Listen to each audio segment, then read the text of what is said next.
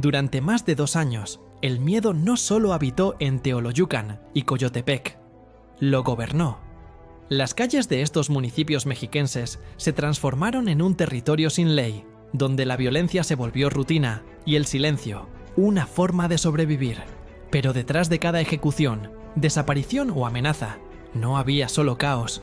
Había una firma, una organización letal, con nexos directos al cártel Jalisco Nueva Generación, operaba desde las sombras, bajo un nombre que aún provoca escalofríos: los Juniors.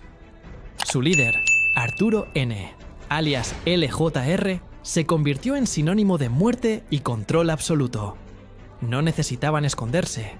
Llegaban en motocicletas o autos robados, asesinaban a plena luz del día y dejaban su sello macabro, una cartulina manchada con sangre y amenazas.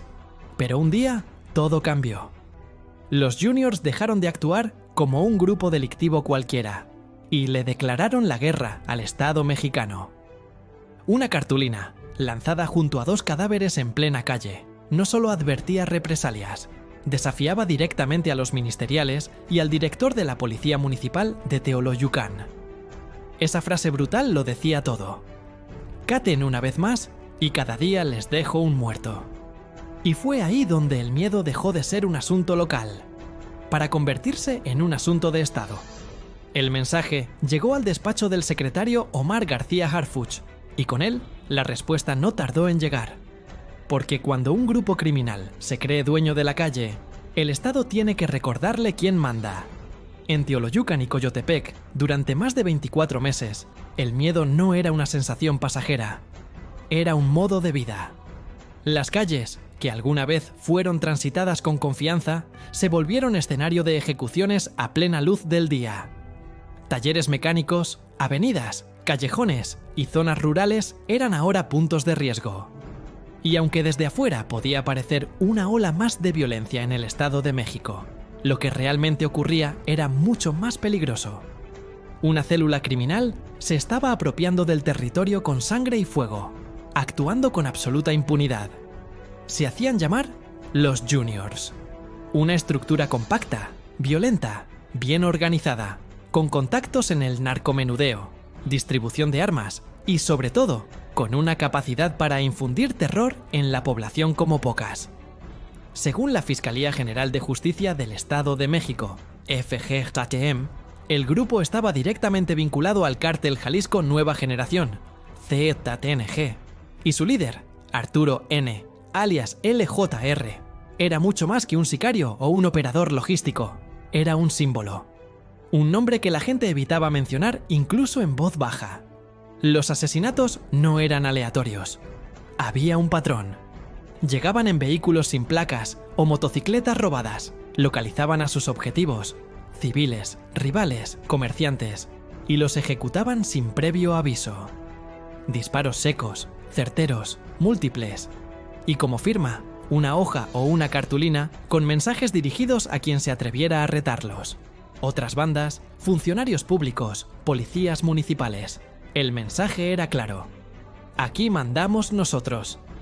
Uno de los episodios más brutales ocurrió en el barrio San Sebastián de Teoloyucan, donde 2 personas, un hombre y una mujer identificados como D.A.A., Tata P. y L.R., fueron emboscados en plena vía pública.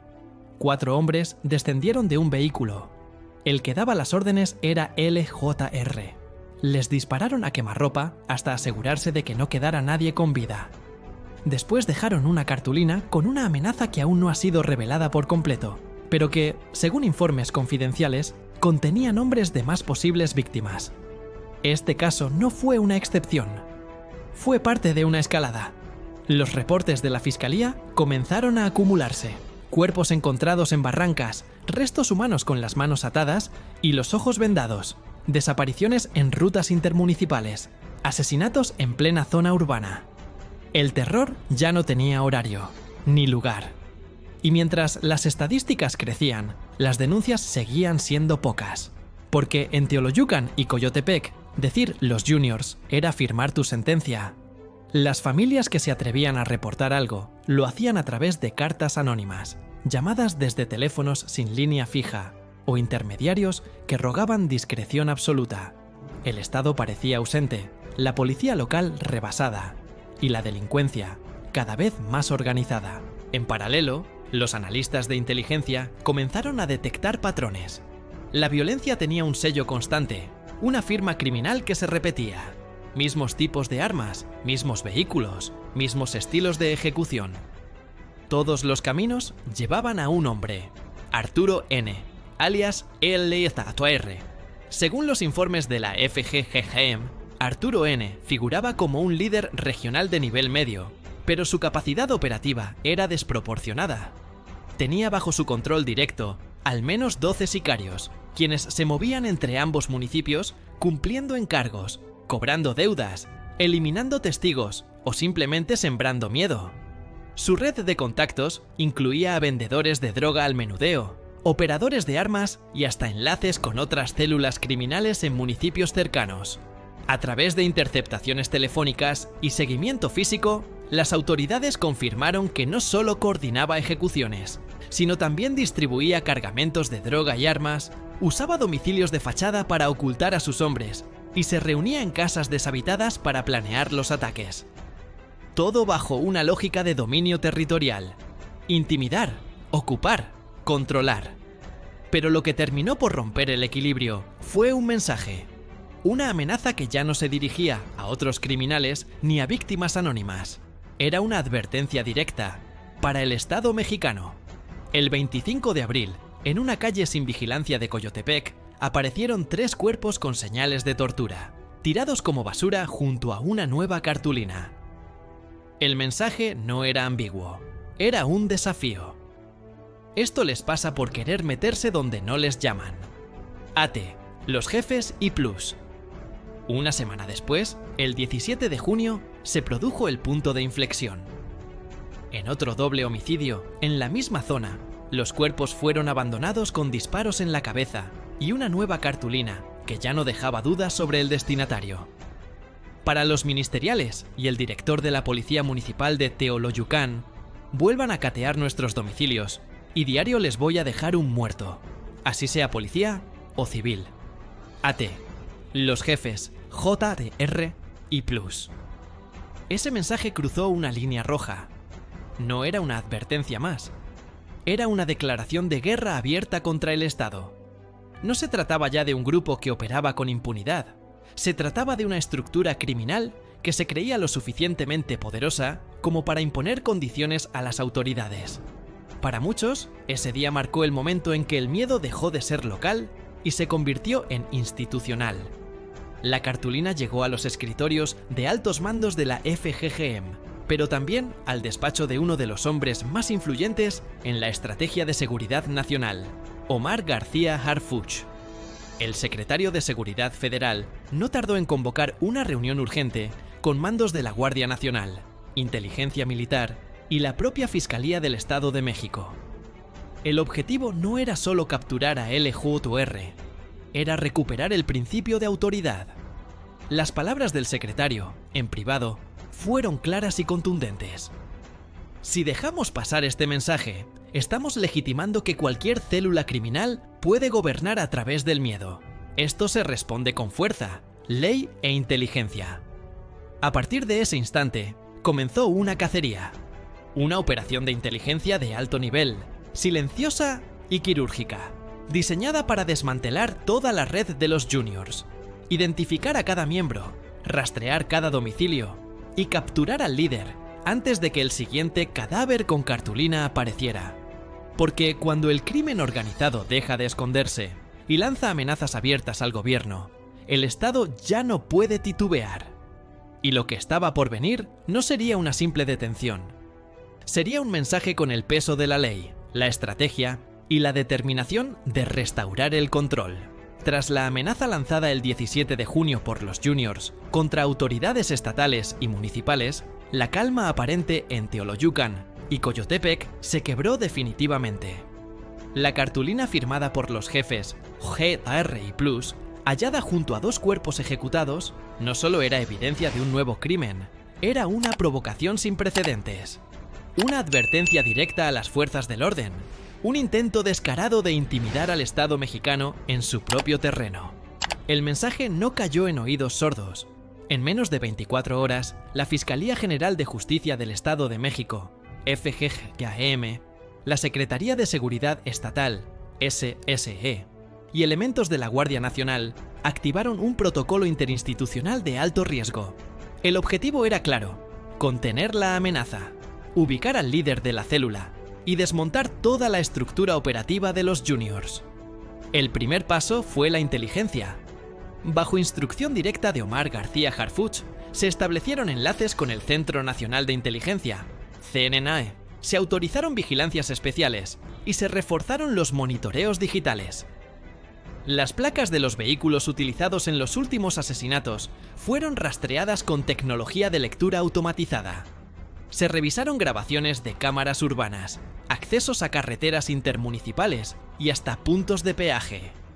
Cada rastro de movimiento que pudiera llevar al núcleo de los Juniors fue examinado al detalle. En paralelo, drones tácticos comenzaron a sobrevolar zonas estratégicas de Teoloyucan y Coyotepec. No era una vigilancia común. Se trataba de vuelos de reconocimiento con capacidad de detección térmica y visión nocturna. Las autoridades sabían que LJDAMR y sus operadores se movían de noche, utilizaban casas de seguridad improvisadas y evitaban zonas muy transitadas. Por ello, las operaciones aéreas eran silenciosas, de baja altitud y realizadas en horarios cuidadosamente seleccionados. Los primeros días del operativo dieron resultados concretos. Se realizaron cateos simultáneos en 3 domicilios previamente identificados como puntos de reunión del grupo. En esas viviendas se encontraron armas cortas, con el número de serie limado, listas para ser utilizadas, dosis de narcóticos ya empaquetadas, listas para su distribución inmediata, libretas con anotaciones en clave, con listas de nombres, apodos, cantidades y lugares de entrega, fotografías impresas de rostros aún no identificados, posiblemente objetivos futuros o personas bajo vigilancia criminal. Uno de los hallazgos más relevantes fue en una casa abandonada en las orillas de Teoloyucan, aparentemente deshabitada, pero equipada con cámaras improvisadas en postes de luz, visores nocturnos y restos de comida aún caliente. En su interior se localizaron uniformes apócrifos de la policía municipal, documentos falsos y croquis de rutas de patrullaje. Todo indicaba que ese lugar funcionaba como centro logístico y punto de planificación para las ejecuciones. Los equipos de análisis lo llamaron el nido. Ese fue el primer gran golpe. La confirmación de que los Juniors no eran solo sicarios desorganizados, sino una estructura táctica que analizaba movimientos institucionales, infiltraba recorridos y actuaba con precisión quirúrgica. Desde ese momento, la presión aumentó. Las autoridades establecieron retenes móviles en entradas y salidas de ambos municipios. El ejército mexicano fue activado para rondas aleatorias, en caminos rurales donde se sabía que los criminales solían escapar tras cometer los asesinatos.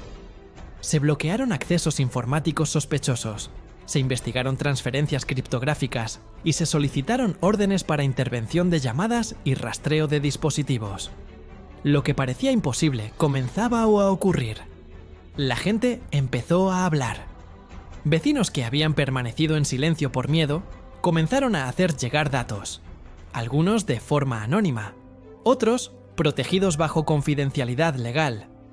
Una figura clave fue la de un ex colaborador de LJOR, quien, presionado por el ambiente asfixiante y convencido de que el cerco ya era inevitable, decidió entregarse y cooperar. Su testimonio fue valioso.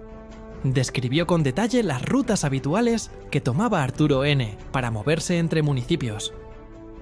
Confirmó al menos 4 domicilios de uso frecuente, identificó a 5 operadores con nombre y alias, e incluso reveló la existencia de una red secundaria de protección que incluía a personas infiltradas en comercios, talleres y hasta servicios de transporte público. Gracias a esta información, la inteligencia estatal pudo establecer un mapa de desplazamientos del líder criminal. Las cámaras urbanas comenzaron a detectar patrones. El vehículo principal de LJOR, un sedán gris con placas alteradas, fue visto en zonas residenciales de Teoloyucan en horarios de madrugada. Aparentemente, no vivía allí, pero visitaba esos lugares regularmente. Se cruzaron datos, fechas de homicidios, ubicaciones de aparición de cartulinas, reportes de testigos, análisis de trayectoria de vehículos. Todo comenzaba a coincidir. LJR no estaba escondido en la sierra, ni refugiado fuera del estado. Seguía operando en su zona de confort, confiado, moviéndose con la certeza de que nadie lo alcanzaría. Pero lo que Arturo N. no sabía es que el margen de error se había reducido a cero. Cada paso que daba, cada domicilio que visitaba, cada contacto que establecía, era registrado, analizado y archivado. El cerco ya estaba cerrado. Solo hacía falta dar el último paso. El 22 de junio, 5 días después de la amenaza abierta contra los ministeriales, las autoridades recibieron una alerta de desplazamiento. Un vehículo gris, con placas irregulares, había sido detectado saliendo de uno de los domicilios identificados como punto de distribución. Dentro iba un hombre solo, con gorra negra, cubrebocas y gafas oscuras. No se detuvo. No giró. No actuó como quien sabe que lo siguen. Pero los agentes ya sabían. Era él. Se activó el protocolo. 2 unidades tácticas interceptaron el vehículo en un punto ciego. No hubo persecución, ni fuego cruzado. La detención fue limpia, quirúrgica, precisa. El hombre trató de identificarse con un nombre falso. Mostró documentos apócrifos, pero su complexión, sus tatuajes y una cicatriz en el brazo derecho, ya registrada en archivos forenses de 2018, lo delataron sin lugar a dudas. Era Arturo N., alias LGR. Al revisar el interior del vehículo, encontraron envoltorios con narcóticos, 2 armas cortas, dinero en efectivo y un teléfono celular con información sensible, incluyendo nombres, coordenadas y mensajes cifrados. En su cuello llevaba una cadena de oro con las letras JR en negro, el mismo símbolo que utilizaba para firmar sus amenazas sobre cuerpos sin vida. La orden de aprehensión ya estaba lista. En ese mismo momento, fue ejecutada por su presunta participación en el doble homicidio del 30 de mayo, en San Sebastián, Teoloyucán, donde DAGEPP y LLR fueron emboscados y ejecutados por el propio LGLR y 3 sujetos más. Según la carpeta de investigación, el crimen fue parte de una venganza directa contra supuestos informantes de una célula rival. El impacto fue inmediato. Redes sociales ligadas a los Juniors desaparecieron de golpe. Domicilios bajo vigilancia fueron abandonados. 2 vehículos sospechosos fueron encontrados vacíos en lotes baldíos de Coyotepec. El pánico dentro de la estructura fue evidente. El líder había caído. Y con él comenzaba el derrumbe de toda la organización. Pero la historia no termina ahí. En la siguiente parte, veremos cómo fue trasladado Arturo N. al centro penitenciario, bajo un operativo de máxima seguridad, cómo reaccionaron los mandos estatales, y qué sigue ahora que la cabeza del grupo ya no está libre. Porque en este tipo de guerras silenciosas, capturar al líder no es el final, es solo el principio. La mañana siguiente a su captura, Arturo N., alias LJR, ya no era el hombre que había infundido temor en cada rincón de Teoloyucan y Coyotepec. Tampoco era simplemente un líder criminal más. Era ahora la pieza central de una operación estatal que había puesto en jaque a uno de los grupos más violentos ligados al cártel Jalisco Nueva Generación en el Valle de México. La noticia de su detención corrió con rapidez, pero no hubo alardes ni ruedas de prensa inmediatas. Todo fue manejado con el mismo nivel de sigilo que caracterizó al operativo. La prioridad era su traslado seguro al centro penitenciario y de reinserción social del Estado de México, sin fugas, sin intentos de rescate, sin filtraciones innecesarias. Al llegar al penal, no hubo cámaras, ni flashes, ni escándalos mediáticos. Solo un silencio pesado. El tipo de silencio que cae cuando el Estado actúa y el crimen se tambalea. Arturo N. fue recibido bajo un protocolo de seguridad extrema, con separación total del resto de internos, vigilancia 24 horas, 7 días a la semana, revisión de antecedentes y aislamiento preventivo. No pidió abogado particular. No emitió ninguna declaración. No hubo gritos, ni protestas. Solo el silencio de quien sabe que el juego cambió. Pero mientras dentro todo se estabilizaba, fuera, el efecto dominó ya había comenzado. En las primeras 24 horas posteriores a la captura, al menos 3 perfiles en redes sociales relacionados con la célula Los Juniors fueron eliminados. Domicilios previamente vigilados en Coyotepec fueron encontrados abandonados. 2 vehículos usados en ejecuciones anteriores aparecieron quemados en lotes baldíos. Nombres que habían figurado como sicarios activos dejaron de aparecer en los monitoreos de rutina. Era el colapso en tiempo real de una estructura criminal que, hasta hacía poco, se creía invulnerable.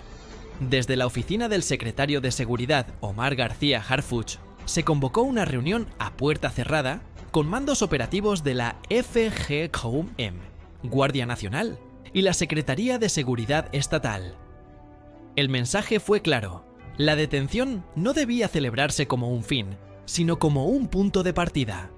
Porque cuando una célula como los Juniors cae, el peligro no desaparece, se dispersa. Y la única forma de contenerlo es mantener la presión y cerrar cada flanco.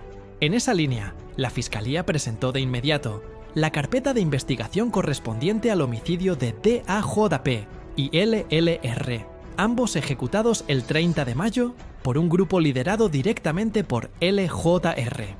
La acusación formal se hizo por homicidio doloso, calificado con premeditación, alevosía y ventaja, además de delincuencia organizada, amenazas a servidores públicos, posesión de armas exclusivas del ejército y narcomenudeo. La carpeta no estaba sola. Junto a ella, la Fiscalía ya tenía listas otras 17 carpetas de investigación activas, todas relacionadas con crímenes atribuidos a los Juniors. Cada una documentaba ejecuciones, desapariciones, amenazas, distribución de droga y extorsiones ocurridas en Teoloyucán, Coyotepec y municipios vecinos. Además, 12 presuntos miembros de la célula estaban identificados con nombre, alias, fotografía y antecedentes. Entre ellos, 2 coordinadores operativos y un supuesto enlace logístico con grupos delictivos en Tlalnepantla. El golpe fue quirúrgico, pero también simbólico, porque la detención de LJR no solo era un avance judicial, era un quiebre moral. Un mensaje a todas las estructuras delictivas que se creían fuera del alcance del gobierno. Por años, Arturo N. y su gente actuaron como si las calles les pertenecieran, como si los cuerpos con cartulinas fueran su forma de legislar, como si el miedo fuera una moneda válida para gobernar.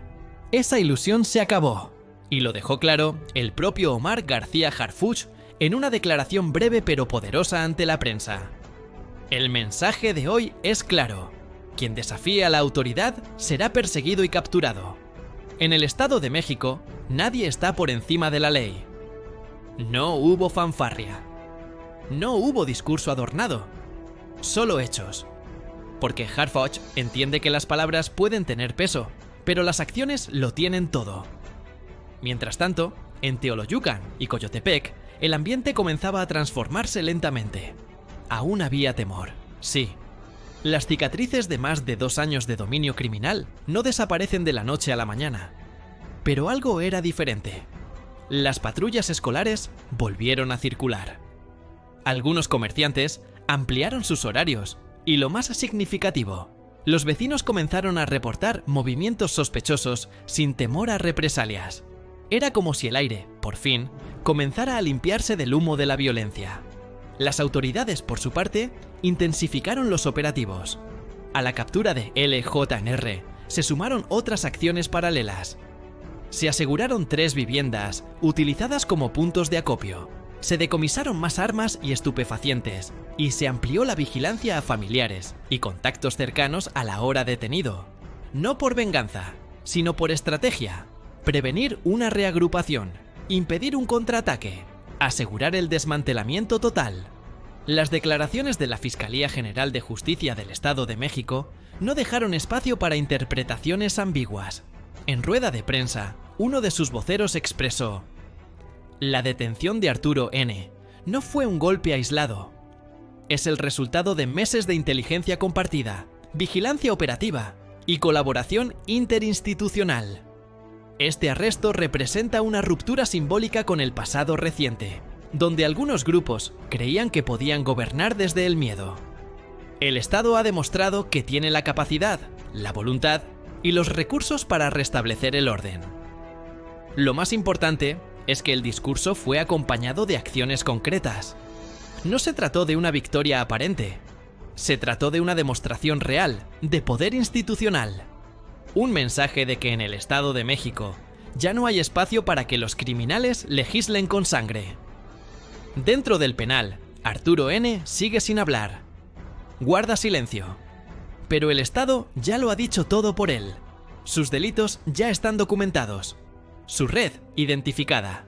Sus operaciones interrumpidas. Su mito desmantelado. Los efectos se sienten incluso en los municipios vecinos. En puntos como Huehuetoca, Cuautitlán, Zumpango y Tepoztlán, las autoridades comenzaron a recibir reportes espontáneos de movimientos irregulares, casas de seguridad abandonadas y personas que ya no aparecen en sus entornos habituales. El temor que antes sentía la población, ahora lo sienten los delincuentes. Porque en esta historia, lo que se derrumbó no fue solo un grupo armado. Se fracturó la idea de que la impunidad es eterna. Y eso es, quizá, el cambio más profundo. La captura de LJR envió un mensaje que las cartulinas no pudieron borrar. Un mensaje que llegó sin tinta, sin amenazas, sin miedo, pero con el peso de todo un Estado decidido a no ceder ni una calle más. Y aunque la batalla contra el crimen organizado está lejos de terminar, en Teoloyucan y Coyotepec ya no se respira resignación, se respira expectativa. Expectativa de justicia, de paz, de ley. Porque cuando un símbolo del miedo cae, lo que se abre no es un vacío, es una puerta, una oportunidad. Y esta vez, el Estado decidió cruzarla. La captura de Arturo N., alias LJR, no fue el fin de la violencia, pero sí fue el comienzo del fin de una era donde el miedo tenía más poder que la ley. Los Juniors, esa célula criminal que durante más de 2 años dominó con sangre las calles de Teoloyucan y Coyotepec, finalmente fue desarticulada desde su núcleo. En el sistema judicial no esperó. En cuanto Arturo N. ingresó al centro penitenciario y de reinserción social del Estado de México, el Ministerio Público presentó de inmediato las pruebas recolectadas durante meses de investigación. 2 armas de fuego decomisadas en su vehículo al momento de la captura. Paquetes con narcóticos listos para distribución. Un celular con mensajes cifrados y coordenadas que lo vinculaban a múltiples escenas del crimen. Declaraciones previas de testigos protegidos y excolaboradores. Fotografías, nombres en clave y ubicaciones usadas por la célula. Información cruzada de al menos 2 homicidios dolosos, entre ellos el asesinato a sangre fría de DAJP y LLR. El expediente era sólido. Pero no se trataba solo de un caso. Las autoridades confirmaron que existían 17 carpetas de investigación adicionales abiertas contra integrantes de los Juniors, cada una con líneas claras de ejecución. Desapariciones, distribución de droga, amenazas contra funcionarios, incluso posibles vínculos con otros brazos del CJNN en el Valle de México. 12 de sus miembros más cercanos están ya bajo vigilancia o en proceso de localización. Entre ellos se encuentran 2 coordinadores de operaciones y un presunto enlace financiero. Las investigaciones se ampliaron hacia municipios como Tlalnepantla, Zumpango, Huehuetoca y Cuautitlán Izcalli, donde el grupo había extendido silenciosamente sus redes. Pero más allá de los documentos y las cifras, el verdadero golpe fue simbólico. Durante años, las calles de Teoloyucan y Coyotepec estuvieron marcadas por un código no escrito: el silencio. El que hablaba, desaparecía. El que denunciaba, moría. El que preguntaba demasiado, era observado. La impunidad había convertido al crimen organizado en una especie de poder alterno, y entonces cayó LJR. La figura que firmaba los cuerpos con cartulinas. El rostro detrás de las ejecuciones en plena vía pública. El líder que, con una sola orden, podía cerrar calles, desaparecer personas o sembrar el terror con un simple mensaje. Su captura fue la fractura del mito, la ruptura de la idea de que nadie puede tocar al narco. Porque esta vez, el Estado no solo tocó, golpeó con toda su fuerza. El secretario de Seguridad, Omar García Harfuch, no celebró con discursos vacíos. Su mensaje fue breve, institucional y directo. Nadie está por encima de la ley, ni el que mata, ni el que amenaza, ni el que trafica. Cuando alguien decide desafiar al Estado, tiene que encontrarse con el peso completo de la justicia. Y eso fue exactamente lo que ocurrió. El operativo que llevó a la caída de los Juniors no fue improvisado ni simbólico. Fue una acción quirúrgica, con inteligencia coordinada, vigilancia sostenida y un enfoque claro: restaurar el orden en una región que había normalizado el terror. Desde la detención de Arturo N., la región empezó a respirar distinto. No se trató de una victoria total. La violencia no desaparece de un día para otro, pero los comerciantes abrieron una hora más, las escuelas retomaron sus patrullajes, las denuncias dejaron de ser anónimas, los vecinos comenzaron a identificar vehículos sospechosos sin miedo a represalias. El miedo ya no era el que mandaba.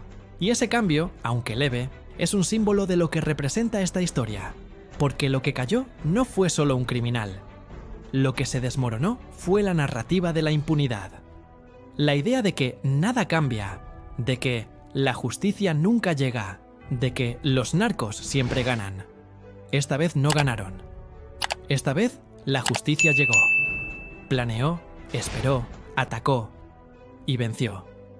Y con esta historia queda claro que el Estado puede responder, que el miedo no es eterno, que el silencio, si se enfrenta con inteligencia y decisión, se puede romper.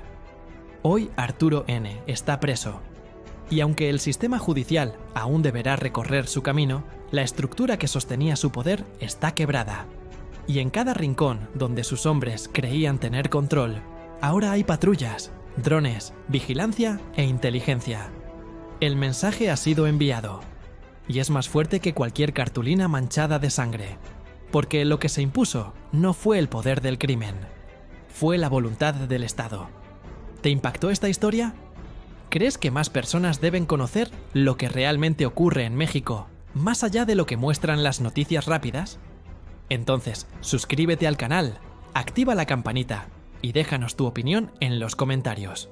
¿Qué opinas de la actuación de las autoridades? ¿Crees que fue suficiente? ¿O que aún falta mucho por hacer? Comparte este video si crees que es importante que más personas conozcan estas historias que muchas veces se silencian.